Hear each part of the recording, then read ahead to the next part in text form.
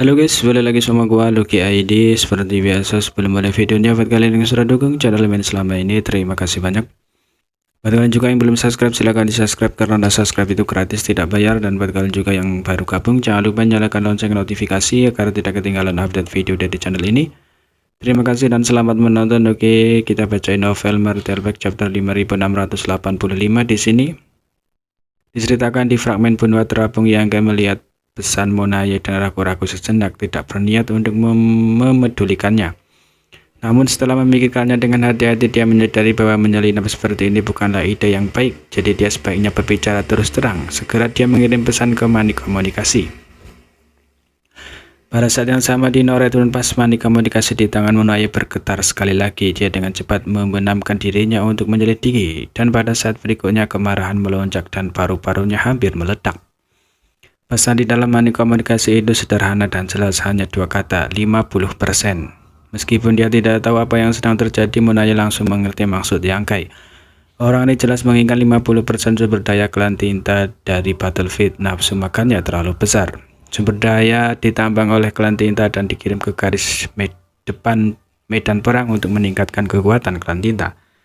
Yang digunakan untuk menangani ras manusia bahkan tidak memiliki kekuatan untuk menggunakannya.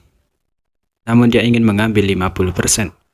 Terlebih lagi jika ras manusia mengambil sumber daya ini dan malah meningkatkan kekuatan mereka, itu pasti akan mempengaruhi klan tinta. Bagaimana mungkin Monaya menyetujui hal seperti ini? Jika dia benar-benar setuju, dia akan menjadi pendosa klan tinta. Semakin dia berinteraksi dengan Yangkai, semakin Monaya merasa orang ini sulit untuk dihadapi.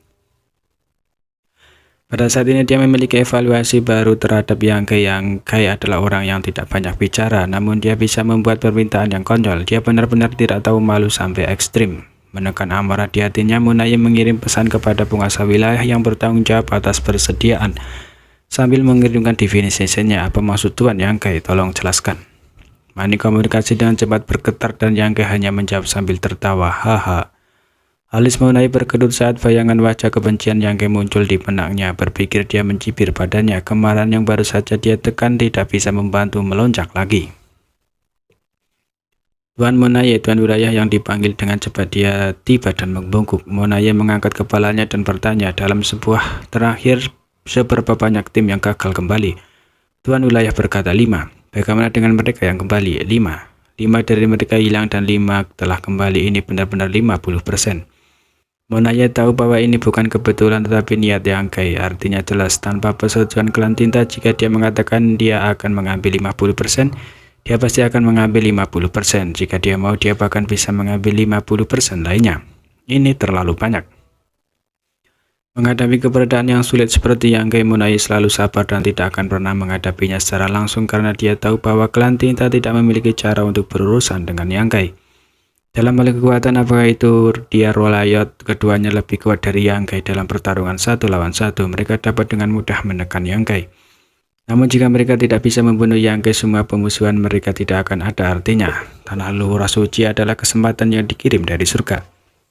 Dengan susunan 4 gerbang dan istana ke-8 mengunci dia, kartu truf terbesar Yangkai tidak lagi berguna. Itu adalah yang paling dekat dengan klan tinta untuk membunuh Yangkai. Sayangnya rencana Diwu gagal. Klan tinta tidak hanya kehilangan banyak penguasa wilayah bawaan, tetapi Diwu juga mati di sana. Dao of Spades ini pasti dao yang membuat klan tinta sakit kepala. Di pihak klan tinta selain dia dan Loyalo, tidak ada kekuatan lain yang menjadi lawan Yangkai. 3000 tahun yang lalu dia telah membantai penguasa wilayah seperti membantai ayam dan anjing. Tetapi pada saat itu dia perlu menggunakan teknik rahasia jiwa ilahi yang aneh. Sekarang setelah 3000 tahun, kekuatan Yangkai jauh lebih besar daripada di masa lalu dan penguasa wilayah bawaan tidak lagi layak untuk diperhatikan. Bahkan jika mereka membentuk formasi pertempuran, mereka mungkin tidak dapat melakukan apapun padanya. Menghadapi keberadaan yang merepotkan seperti itu, bagaimana mungkin Monaya tidak berhati-hati? Alasan dia merundingkan perdamaian dengan ras manusia saat itu adalah karena dia telah mempertimbangkan hal ini.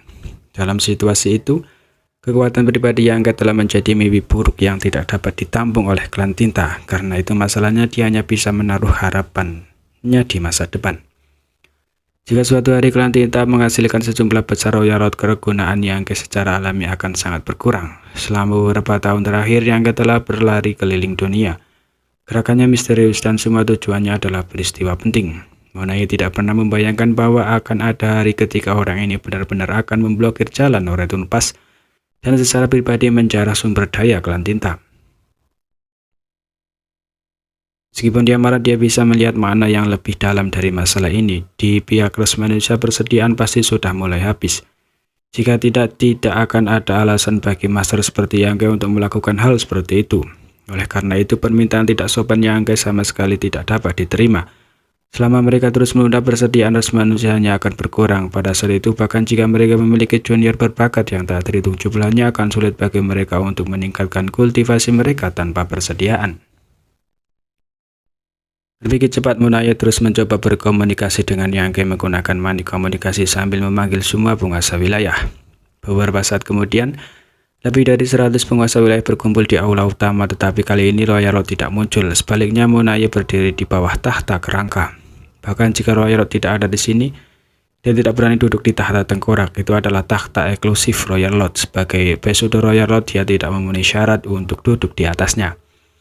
Melihat ke bawah pada kelompok penguasa wilayah yang bingung, kata-kata Monai yang menyebabkan mereka meledak. Yangke berada di luar Noretun Pass. Ada beberapa yang dipenuhi dengan kemarahan yang benar dan ingin memimpin pasukan mereka untuk mengepung dan membunuh Yangke. Beberapa yang pemalu dan khawatir, dan beberapa yang menderita di bawah tangan Yangke pucat. Monai menangkap ekspresi para penguasa wilayah dan melanjutkan. Sumber daya ras manusia langka dan dia saat ini menjarah tim penambangan klan tinta. Meskipun kerugiannya kecil, jika kita tidak segera menyelesaikan masalah ini dalam jangka panjang, klan tinta hanya akan dapat memperoleh setengah dari sumber daya yang kita peroleh di masa lalu. Ini pasti akan mempengaruhi rencana kita untuk menyatukan surga. Penguasa wilayah yang berisik langsung terdiam, dan salah satu penguasa wilayah dengan tubuh yang agung menangkupkan tinjunya dan berkata, "Bagaimana masalah ini harus diselesaikan? Tolong jelaskan, Tuan Monai." Monai berkata, "Apakah itu klan tinta atau ras manusia, masalah sumber daya adalah pondasi kekuatan kita. Sumber daya klan tinta saya telah dijarah, tetapi kerugian kita adalah yang kedua, membantu ras manusia menjadi lebih kuat tidak dapat diterima. Saya membutuhkan semua orang untuk menyelidiki gerakan Yangke dan mengawal pasukan yang mengirim kembali perbekalan." Tuan wilayah dengan fisik yang mengesankan berkata, "Jika itu masalahnya, kita perlu menyiapkan formasi untuk bertindak." Menghadapi bintang pembunuh seperti Yangke, tidak menyiapkan formasi sama saja dengan bunuh diri. Untungnya selama beberapa tahun terakhir, penguasa wilayah klan tinta tidak tinggal diam dan rajin berlatih berbagai formasi mereka. Sangat menggelikan untuk mengatakan bahwa penguasa wilayah bawahan ini semuanya sangat kuat dan tidak takut pada kultivator ras manusia Orde ke-8, tetapi karena keberadaan Yangke, mereka telah dipaksa untuk melatih formasi mereka sehingga